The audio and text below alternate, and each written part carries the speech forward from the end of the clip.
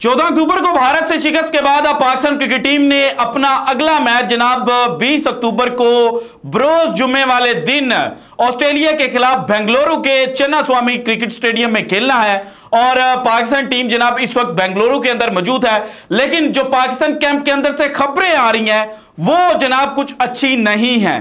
Pakistan team जिसके लिए Australia का मैच किसी हद तक डू एंड डाई मैच है, क्योंकि इस मैच की जो जीत है वो पाकिस्तान को सेमीफाइनल के बहुत ज्यादा करीब कर देगी। और इस मैच में अगर पाकिस्तान को शिकस्त मिलती है तो फिर पाकिस्तानी क्रिकेट फैंस जो हैं वो ना सिर्फ अपनी जो क्रिकेट टीम है उससे नाराज होंगे, बल्कि पाकिस्तान के जो सेमीफाइनल खेलने के चांसेस हैं वो भी किसी हद तक कम हो जाएंगे। हालांकि अफगानिस्तान ने जो शिकस्त दी थी इंग्लैंड को, उसके बाद वर्ल्ड कप ओपन हो चुका था और आज जिस तरह से नीदरलैंड साउथ अफ्रीका के खिलाफ खेल रहा है और अगर नीदरलैंड जो है वो साउथ अफ्रीका के खिलाफ जीत जाता है तो फिर जनाब जो टूर्नामेंट है वो फुली ओपन हो जाएगा। लेकिन फिर भी पाकिस्तान उसी सूरत सेमीफाइनल के लिए क्वालिफाई कर सकता है कि अगर पाकिस्तान जो है वो ऑस्ट्रेलिया को शिकस्त दे। अब इस मैच से पहले जनाब पाकिस्तान का जो कैंप है उसके अंदर से ये खबरें आ रही हैं कि हमारे जो सबसे मुस्तनिद बैट्समैन हैं वो जनाब इस वक्त जख्मी हो चुके हैं और श्रीलंका के खिलाफ सेंचुरी स्कोर करके पाकिस्तान को जनाब एक तारीखी मैच जितवाने वाले अब्दुल्ला शफीक जो है वो जनाब बुरी नजर का शिकार हो चुके हैं।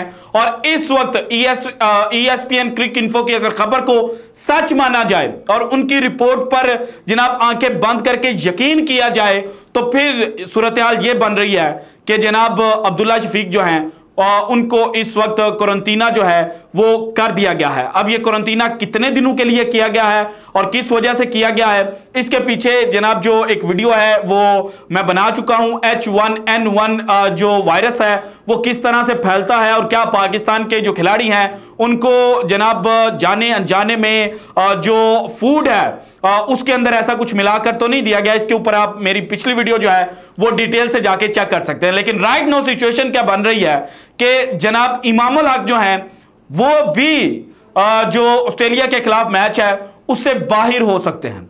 उसके अलावा अब्दुल्ला शफीक तो वैसे ही क्वारंटीना के अंदर हैं और अगर वो जनाब 20 से पहले फिट नहीं होती यानी कि 19 अक्टूबर तक उनकी जो फिटनेस है वो नहीं उसके ऊपर पूरा उतरते तो फिर उनको तो रिप्लेस किया जाएगा।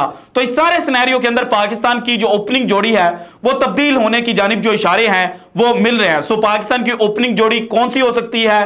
क्या फखर जमान वापस आ रहे हैं और इमाम के आउट होने के बाहर होने के ऑस्ट्रेलिया के खिलाफ जो मैच है उसमें कितने % चांसेस हैं? क्योंकि सोशल मीडिया के ऊपर इस वक्त ये खबरें बहुत ज्यादा गर्म है। ये आज की वीडियो में जनाब नंबर 1 मैंने आपके साथ शेयर करना है। नंबर 2 पाकिस्तान ने मैच खेलना है चिन्नास्वामी का जो स्टेडियम है वहां पर। सो इस स्टेडियम के स्टैट्स क्या हैं, यहां पर हाईएस्ट स्कोर किसने बनाया है, यहां पर डबल सेंचुरी स्कोर करने वाला प्लेयर कौन है और क्या यहां पर पाकिस्तान जनाब उसामा मीर को टीम के अंदर इंक्लूड कर सकता है? अगर उसामा मीर को इंक्लूड किया जाता है तो क्या शादाब खान बाहर जाएंगे या मोहम्मद नवाज बाहर जाएंगे? और इसके अलावा क्या पाकिस्तान यहां पर चौथा पेसर जो है उसको भी खिला सकता है? ये सारी डिटेल्स जनाब इस वक्त मैंने डिग आउट की हुई हैं, एक एक डिटेल मैं आपके साथ जनाब शेयर करता हूं। लेकिन उससे पहले आपको बता दूं कि जनाब पाकिस्तान के कैंप से जो खबरें आई और मैंने भी आपके साथ खबर शेयर की थी और बाद में मैंने कहा था जब खबर आई कि जनाब पाकिस्तान जो है उसका ट्रेनिंग सेशन जो है वो खत्म नहीं हुआ बल्कि पाकिस्तान के जो प्लेयर्स हैं उनके लिए ऑप्शनल ट्रेनिंग सेशन जो है वो रखा गया है। सो जो प्लेयर्स ट्रेनिंग करते हुए हमें नजर आए वो जनाब 12 के करीब थे और जो ट्रेनिंग से बाहर थे जिन्होंने बिल्कुल जनाब ज्वाइन ही नहीं किया, अगर उनकी बात की जाए तो इसमें आते हैं नंबर 1 शाहीन शाह अफरीदी। शाहीन शाह अफरीदी के साथ 2 इश्यूज हैं। एक ये है कि उनकी जो भारत से पहले श्रीलंका का मैच था उसके अंदर फिंगर इंजरी हो चुकी थी और उनकी जो जनाब बॉलिंग फिंगर है वो जख्मी थी, लेकिन वो बाद में हील हुई और हील होने के बावजूद उस तरह से जो रिदम है वो अभी तक शाहीन शाह अफरीदी नहीं पकड़ सके। जबकि दूसरी रीजन ये है कि शाहीन शाह अफरीदी जो है वो भी वायरल इंफेक्शन का शिकार हो चुके हैं और उनको भी बाकायदा हॉस्पिटल ले जाकर जो बोतलें हैं एंटी बैक्टीरियल जनाब जो बोतलें हैं वो उनको लगवाई गई और इस तरह से जनाब शाहीन शाह अफरीदी जो हैं वो भी कुछ अच्छा अच्छा फील नहीं कर रहे। इसके बाद मोहम्मद रिजवान है। अब मोहम्मद रिजवान के बारे में जो खबरें आ रही हैं वो जनाब उनके ऊपर बिलीव किया जाए या नहीं, इसके ऊपर मैं थोड़ा सा कंफ्यूज हूं, लेकिन चूंकि खबर आई है तो आप तक शेयर करना भी लाजमी है। सो मोहम्मद रिजवान को भी किसी ना किसी हद तक जो सिम्टम्स हैं वायरल इंफेक्शन के वो शो हुए हैं, लेकिन अभी तक ना उनको हॉस्पिटल लेकर जाया गया है और ना ही जो मोहम्मद रिजवान है उनको किसी किस्म की कोई जो ट्रीटमेंट है, जो बड़ी ट्रीटमेंट है, बाकी हल्की फुल्की गोलियां तो आप खाते रहते हैं, तो उस तरह की कोई ट्रीटमेंट नहीं दी गई। इसके बाद सलमान अली आगा है, इनके बारे में जनाब कोई खबर नहीं है कि इन्होंने क्यों जो ऑप्शनल ट्रेनिंग सेशन था वो स्किप किया है। हालांकि सलमान अली आगा जो है वो ऑस्ट्रेलिया के मैच में एज अ बैकअप ओपनर के तौर पर पाकिस्तान टीम इनको खिला सकती है। फिर अब्दुल्ला शफीक तो इस वक्त क्वारंटीना के अंदर है। पहले उसामा मीर थे, उसामा मीर क्वारंटीना से बाहर होते हैं, तो जनाब जो अब्दुल्ला शफीक है वो अब क्वारंटीना के अंदर चले गए हुए हैं। इनको सवेर किस्म का जो बुखार है वो जनाब हो चुका है। इसके बाद जमान खान है, सेम इनके साथ भी यही प्रॉब्लम है कि इनको भी बुखार है और इनको भी सिम्टम्स जो हैं वो H1N1 जो वायरस है उसके शो हो रहे हैं। इसके बाद मोहम्मद हारिस है, यहां पर अगेन जो चीजें हैं वो खामोश हो जाती हैं और मोहम्मद हारिस ने क्यों जो ऑप्शनल ट्रेनिंग सेशन था वो स्किप किया है, इसके बारे में भी अभी तक कोई जनाब जो मुस्तनद खबरें हैं वो नहीं आई। सो जनाब जब पाकिस्तान के अब्दुल्ला शफीक बाहर हो जाते हैं और फखर जमान को पिछले मैच से पहले नी इंजरी हो गई थी, तो पाकिस्तान फिर किसके साथ ओपनिंग जो है वो करवाएगा। और इमाम के अगर स्टैट चेक किए जाए ऑस्ट्रेलिया के खिलाफ, तो जो 4 मैचेस इमाम ने ऑस्ट्रेलिया के खिलाफ 2019 से लेके 2023 के दरमियान खेले हैं, 2019 के वर्ल्ड कप को भी इंक्लूड कर लिया जाए, तो इन 4 मैचेस के अंदर इमाम जो है वो 4 50s बना चुके हैं। सो इमाम जो है वो ऑस्ट्रेलिया के खिलाफ रन स्कोर करते हुए नजर आ रहे हैं। सो मुझे नहीं लगता कि इमाम को रिप्लेस करना चाहिए, क्योंकि इमाम जब 38 गेंदें खेलकर 36 रन पर आउट हुए थे तो उस वक्त सोशल मीडिया के ऊपर यह चला था कि जनाब पाकिस्तान को फखर जमान को वापस बुलाना चाहिए। हालांकि ये वही फखर जमान थे जिनको एशिया कप के अंदर फेल होने पर और फिर नीदरलैंड के खिलाफ रन स्कोर ना करने पर यह कहा गया था कि जनाब इस प्लेयर की तो जगह ही नहीं बनती टीम के अंदर। तो जनाब जो पाकिस्तान के सोशल मीडिया सार्फिन है और जो क्रिकेट लवर्स हैं वो ये चाहते तो हैं कि फखर जमान जो है उनकी वापसी हो, लेकिन फखर जमान क्या टाइमली रिकवर कर पाएंगे? जो उनकी नी इंजरी है वो कहीं खतरनाक तो नहीं है? और क्या जनाब पाकिस्तान फखर जमान की जो नी इंजरी है वो टेक्निकल कमेटी के सामने रखकर किसी और को, मोहम्मद हारिस को इंक्लूड कर सकते हैं और इसके अलावा इब्रार अहमद को भी इंक्लूड किया जा सकता है। अगर आप रिप्लेसमेंट के तौर पर देखें तो पाकिस्तान इस तरह का भी ऑप्शन जो है वो अवेल कर सकता है, लेकिन ये हमें जनाब 20 अक्टूबर को ही पता चलेगा जब टॉस के बाद जो फाइनल प्लेइंग 11 है वो हमारे सामने आएगी। लेकिन बहरहाल इस वक्त की जो इतलात है वो ये है कि जनाब फखर जमान जो है वो उनको नी इंजरी है, अभी तक फुली जो रिकवर है, जो 100% रिकवर है वो फखर जमान ने नहीं किया। और अगर अब्दुल्ला शफीक भी जनाब और जो सिम्टम्स हैं उनके शो नहीं होते और उनका क्वारंटीना जो है वो खत्म नहीं होता, तो फिर पाकिस्तान के पास क्या चांसेस हैं? पाकिस्तान के पास 3 चांसेस हैं।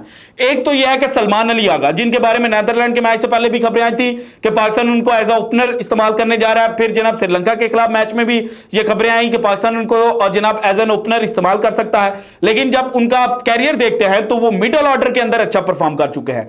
तीसरे नंबर पर भी आते रहे, चौथे नंबर पर भी बैटिंग करते रहे, 5वें पर तो जनाब पाकिस्तान टीम के लिए वो बैटिंग करते हुए नजर आते हैं। सो जनाब जो नई बॉल का एक्सपीरियंस है वो उनको बहुत थोड़ा है और अगर पाकिस्तान ने ओपनर ट्राई करना है तो फिर पाकिस्तान मोहम्मद रिजवान के साथ जा सकता है, क्योंकि मोहम्मद रिजवान T20 के अंदर पाकिस्तान के लिए ओपनिंग करते हुए नजर आते हैं। या फिर यह भी हो सकता है कि पाकिस्तान जो है वो बाबर आजम के साथ ओपनिंग कर ले, क्योंकि बाबर आजम जो है उनको भी नई बॉल खेलने का बहुत ज्यादा जो तजर्बा है वो हासिल है और T20 के अंदर वो ओपनिंग करते हुए भी नजर आते हैं। और अगर आप वनडे की बात करें तो जितना मुझे याद पड़ता है जब इनका कैरियर स्टार्ट हुआ था तो इनिशियल कुछ मैचेस के अंदर बाबर आजम ने ओपनिंग भी की हुई है। सो पाकिस्तान यहां पर जो बाबर आजम है उनको ट्राई आउट कर सकता है। इसके बाद जनाब उसामा मीर की बात हो रही है। उसामा मीर भारत के खिलाफ मैच से पहले क्वारंटीना के अंदर थे और उनको बुखार था, वायरल इन्फेक्शन था, इस वजह से वो नहीं खेले। अब उसामा मीर चुके रिकवर कर चुके हैं, जो इतलात हमारे तक पहुंचे हैं। तो फिर मुझे लगता है कि जिस तरह की पिच है बेंगलुरु की, तो पाकिस्तान को विकेट टेकिंग ऑप्शन जो हैं उनके साथ जाना चाहिए। शादाब उस तरह से विकेट्स नहीं गेन कर पा रहे। और मोहम्मद नवाज जो है वो भी उस तरह से विकेट्स नहीं ले पा रहे। तो अब मोहम्मद नवाज और जो शादाब खान है, इन दोनों में से एक खिलाड़ी को तो पाकिस्तान को बाहर करना पड़ेगा। अगर आपने उसामा मीर को बाहर खिलाना है तो फिर मुझे लगता है कि पाकिस्तान टीम जो है उसको शादाब को बाहर बिठाकर जो उसामा मीर है उसके साथ जाना चाहिए, और मोहम्मद नवाज जो है वो आपको लेफ्ट हैंड का ऑप्शन देता है। वहां पर वो जनाब जो पिच है अगर वो स्किड करती है तो वहां पर मोहम्मद नवाज का बॉल जो है वो स्किड होगा। इमाद वसीम का जिस तरह से बॉल जो है वो पढ़कर तेजी से निकलता है तो इस तरह से मोहम्मद नवाज का भी निकल सकता है। सो पाकिस्तान को जनाब मोहम्मद नवाज के साथ जाना चाहिए। फिर सवाल यह भी पैदा होता है कि अब चूंकि जो बेंगलुरु है वो जनाब फास्ट बॉलर्स के लिए फेवरेबल होता है, तो फिर पाकिस्तान क्या करेगा? क्या पाकिस्तान को जो चौथा फास्ट बॉलर है उसके साथ जाना चाहिए? तो अब यहां पर आके मैं तो बड़ा कंफ्यूज होता हूं, लेकिन मुझे लगता है कि पाकिस्तान शायद हसन अली की जगह पर अगर खिला ले जो वसीम जूनियर है तो वो भी पाकिस्तान के लिए बेनिफिशियल हो सकता है, क्योंकि वसीम जूनियर जो है वो बॉल को रिवर्स स्विंग भी कर लेते हैं। और इनिशियली अगर आपने ऊपर से बॉलिंग करवानी है तो आप हारिस रऊफ और जनाब जो शाहीन शाह अफरीदी हैं इनकी जोड़ी के साथ चले जाएं। यहां पाकिस्तान ट्राई आउट कर सकता है लेग स्पिनर के साथ, या जो लेफ्ट हैंड ऑप्शन है मोहम्मद नवाज का उसके साथ भी, क्योंकि ऑस्ट्रेलिया की टीम भी जो स्पिनर्स हैं उनको ज्यादा अच्छा नहीं खेलती। और उसामा मीर ने तो जनाब जो वार्म मैच था उसके अंदर जब पाकिस्तान के बॉलर्स को फेंटी लग रही थी तो वहां पर जब बॉलिंग करने आए तो 2 विकेटें जनाब बड़ी जल्दी ले ली थी। सो पाकिस्तान जो है उसको इन ऑप्शंस के ऊपर गौर करना पड़ेगा अगर पाकिस्तान ने ऑस्ट्रेलिया के खिलाफ जो मैच है वो जीतना है, क्योंकि इस ग्राउंड के अगर स्टैट्स की मैं आपको सिर्फ बात बताऊं तो यहां पर ओडीआई के टोटल 38 मैचेस जो हैं वो खेले जा चुके हैं, जिनमें से बैटिंग फर्स्ट करने वाली जो टीम है उसने 14 मैच खेले और बैटिंग सेकंड करने वाली जो टीम है उसने 20 मैचेस जनाब यहां पर जीते। सो क्लियर एज जो है वो बैटिंग सेकंड करने वाली टीम को मिल जाता है, क्योंकि उनके पास सारे सिनेरियोज आ चुके होते हैं, उनको पता होता है कि उन्होंने किस पेस किस रिदम के साथ खेलना है। सो यहां पर आपको बैटिंग सेकंड करके जो चांसेस है वो मिल सकते हैं। इसके बाद यहां पर एवरेज फर्स्ट इनिंग का जो स्कोर जनाब स्टैट्स के थ्रू सामने आया है वो निकलता है ऑलमोस्ट 232 का। हालांकि ये जो विकेट है ये बैट्समैनों के लिए बड़ी अच्छी है, और रीसेंट पास्ट के अंदर यहां पर जनाब जो ब्लैक सॉइल है उसका इस्तेमाल किया गया है। चेन्नई स्वामी में भी ब्लैक सॉइल और अहमदाबाद में भी पाकिस्तान ब्लैक सॉइल पर खेला, और उससे पहले अहमदाबाद में भी पाकिस्तान जो था वो ब्लैक सॉइल जो पिच है वहां पर खेला था। अब जो काली मिट्टी होती है वहां पर स्पिनर्स बड़े साजगार होते हैं, लेकिन चूंकि ये कंडीशंस जो बाकी हैं वो भी देखने वाली होती है। सो कंडीशंस के हिसाब से फास्ट बॉलर्स के लिए फेवरेट है, लेकिन पिच जो है वो ऑकवर्ड बाउंस जो है वो भी ले सकती है। सो जनाब ये भी बात है। और average second inning score check किया जाए तो 215 है, यानी कि जो टीम बैट फर्स्ट करती है वो लंबा जो है वो खेलने की कोशिश करती है। और यहां पर हाईएस्ट स्कोर देखा जाए तो 2013 के अंदर भारत जो है उसने ऑस्ट्रेलिया के खिलाफ बनाया था 383 रन जो इंडिया है उन्होंने स्कोर किए थे। और इसमें जो जनाब इस वक्त के भारतीय कप्तान है रोहित शर्मा, उन्होंने 209 रन की जो इनिंग है वो खेली थी, और रोहित शर्मा ने अपनी कैरियर की जो फर्स्ट डबल सेंचुरी थी वो इसी ग्राउंड के ऊपर स्कोर की थी। और यहां पर जो हाईएस्ट रन चेस हुआ है वो 2011 के वर्ल्ड कप में हुआ था, जब आयरलैंड ने इंग्लैंड के खिलाफ 329 रन जो थे वो चेस किए थे। सो यहां पर जनाब आप जो कंडीशंस हैं जो पिच है उसको देखकर कुछ भी एक्सपेक्ट कर सकते हैं, क्योंकि पाकिस्तान को अपनी जो लिमिट्स हैं उनसे बढ़कर खेलना पड़ेगा अगर पाकिस्तान ने ऑस्ट्रेलिया को काबू करना है। और अगर पाकिस्तान ऑस्ट्रेलिया से जीत जाता है तो फिर पाकिस्तान के जो वर्ल्ड कप 2023 के सेमीफाइनल खेलने के चांसेस हैं वो बहुत ज्यादा हो जाएंगे। So this is it from today's episode. अगर आपको वीडियो पसंद है तो लाइक कीजिएगा, ज्यादा से ज्यादा शेयर कीजिएगा, अपनी कीमती राय का इजहार लाजमी कीजिएगा, और अगर आपने अभी तक चैनल को सब्सक्राइब नहीं किया तो कर दें। शुक्रिया, अल्लाह हाफिज।